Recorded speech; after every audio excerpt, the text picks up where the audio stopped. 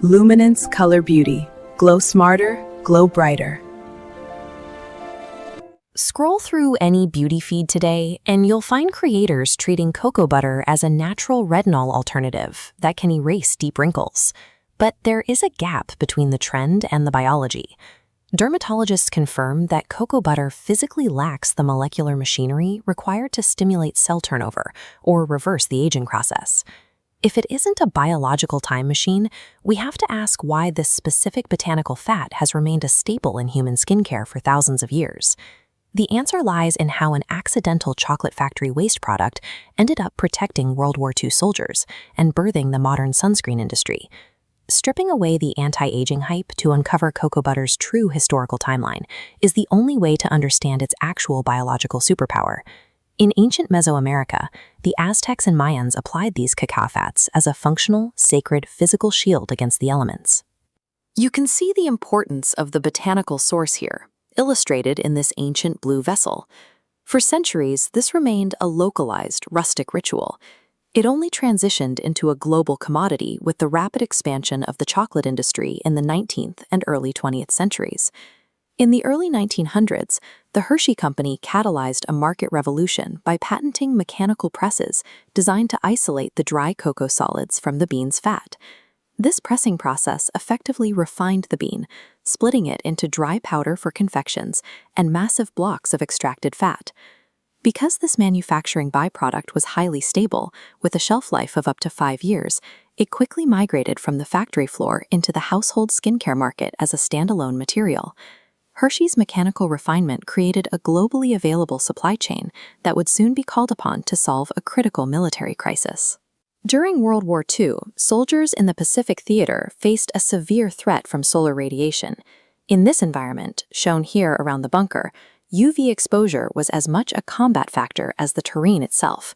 To block those rays, pharmacist and airman Benjamin Green developed Red Vet Pet. It was a harsh red gel formulated for military-grade protection. While the shield worked, its thick, heavy texture was miserable to wear, making it impractical for anyone outside of a combat zone. After the war, Green refined his formula by suspending those modern chemical UV filters within a base of newly abundant industrial-grade cocoa butter.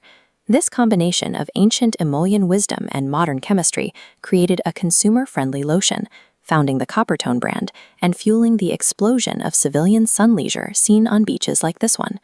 The modern sunscreen industry is effectively a hybrid of 20th century chemical defense and ancient Mesoamerican botanical knowledge. On a biological level, why did mixing chemical sunscreens with this specific chocolate byproduct work so effectively? It is because cocoa butter is the definitive occlusive standard. The heavy fatty acids in cocoa butter do not penetrate the skin to rebuild collagen. Instead, they sit on the outer layer, settling into microscopic valleys between dead skin cells. This creates a smooth seal that reduces moisture loss by 54%. Cocoa butter isn't a biological repair agent. It is a masterful mechanical sealant. Misunderstanding this mechanical nature leads to dangerous habits in modern skincare, especially regarding sun protection. This is particularly true when confronting the melanin myth. It's the false belief that melanin-rich skin, like that of the people shown here in the sun, is a self-sufficient shield, needing only natural moisture. Clinical reality tells us that natural melanin only provides a base defense equivalent to SPF 2 to 4. Without chemical defense, structural proteins remain highly vulnerable to silent degradation. Regardless of how much natural pigment the skin has, dedicated sunscreen remains biologically non-negotiable. Because of how cocoa butter functions, applying it before your sunscreen directly sabotages your skin's defense. This is the layering law.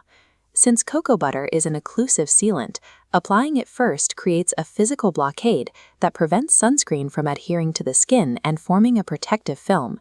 To maintain your defense, cocoa butter must be the final step in a nighttime routine, or applied strictly to dry patches only after your daytime SPF has fully set.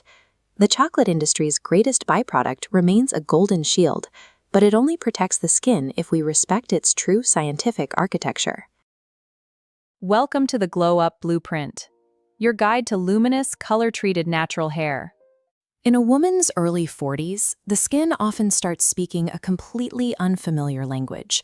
You might wake up with severe chronic dryness across your cheeks, while simultaneously dealing with deep, inflamed breakouts along your jawline.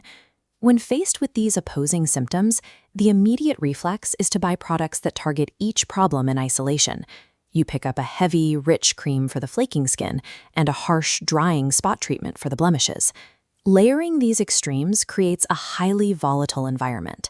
Applying stripping acne acids over fragile, dry skin causes micro-tears, while smothering the whole face in heavy occlusives traps that new irritation right against the pores. Chasing these isolated symptoms becomes an endless loop. The dryness and the breakouts are not separate issues. They are two visible surface reactions to the exact same internal shift. This chaotic behavior is actually a massive systemic recalibration.